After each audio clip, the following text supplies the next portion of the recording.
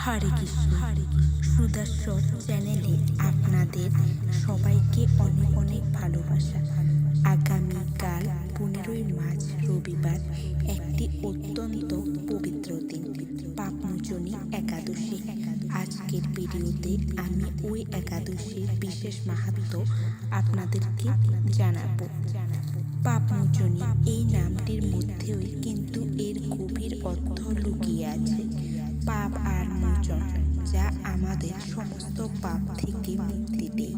শাস্ত্রে বলা হয়েছে, এই দিনে যারা ভক্তি ভরে ভগবান শ্রীহরির পূজা করেন, তাকে তুলসী পাতা অর্পণ করেন এবং প্রদীপ জ্বালিয়ে তার নাম জপ করেন, তাদের জীবনে সমস্ত দুশ্চিন্তা আর বাধা দূর হয়ে যায়।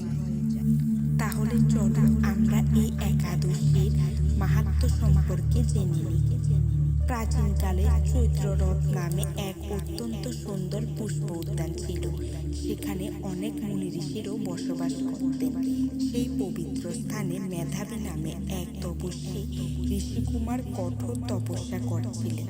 তার তপবল দেখে স্বর্গলোক কম্পিত ছিল। একদিন মঞ্জুঘোষা নামে এক সুন্দরী অপ্সরা মেধাবী ঋষিকে দেখে মোহিত হন এবং তাকে নিজের বশে আনতে চান। প্রথমে অভিশাপের ভয়ে দূরে থাকলেও পরে তিনি বীণার মধুসুর আর রূপের মায়ায় ঋষিকে বিভ্রান্ত করতে শুরু করেন। কামদেবের প্রভাবে ঋষি মেধাবী তার সমস্ত সাধন ভজন ভুলে যান এবং সেই অপ্সরার প্রেমে আসক্ত হয়ে পড়েন। মঞ্জুঘোষার সাথে ঋষি এতটাই মগ্ন ছিলেন যে তার আর সময়ের জ্ঞান ছিল না। এভাবে একদিন নয়, 1 বছর নয়, একে একে কেটে গেল 55 বছর 9 মাস 7 দিন। কিন্তু ঋষির কাছে মনে হয়েছিল যেন মাত্র একটি সন্ধ্যা পার হয়েছে। যখন মঞ্জুঘোষা ফিরে যেতে চাইলেন, তখন ঋষি বুঝতে পারলেন যে তার দীর্ঘদিনের তপবল নষ্ট হয়ে গেছে। সত্য জানতে পেরে ঋষি প্রচণ্ড রেগে যান। তিনি বুঝতে পারেন এই অবসরই তার পতনের কারণ। ক্রোধে তিনি মঞ্জুঘোষাকে অভিশাপ দিয়ে বললেন, তুই পিশাচী হয়ে যা। অভিশাপে অপ্সরার রূপ কুৎসিত হয়ে গেল। তখন সে কাঁদতে কাঁদতে ঋষির পায়ে পড়ে ক্ষমা ভিক্ষা করে এবং এই পাপ থেকে মুক্তির উপায় জানতে চায়। ঋষি কিছুটা শান্ত হয়ে বললেন, চৈত্র মাসের কৃষ্ণপক্ষের যে একাদশী আসে তার নাম পাপমোচনী। এই ব্রত পালন করলে তোমার পিশাচত্ব দূর হবে।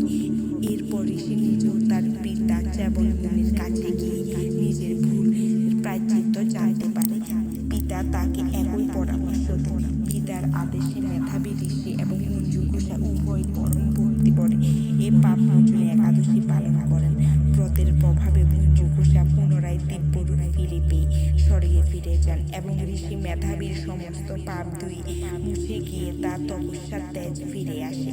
বন্ধুরা, এই কাহিনীর শিক্ষা হলো, মানুষ মোহের বশে ভুল করতেই পারে, কিন্তু যদি সে মনে প্রাণে অনুতপ্ত হয় এবং ভগবানের এই পবিত্র তিথি পালন করে, তবে ঈশ্বর তাকে অবশ্যই ক্ষমা করেন।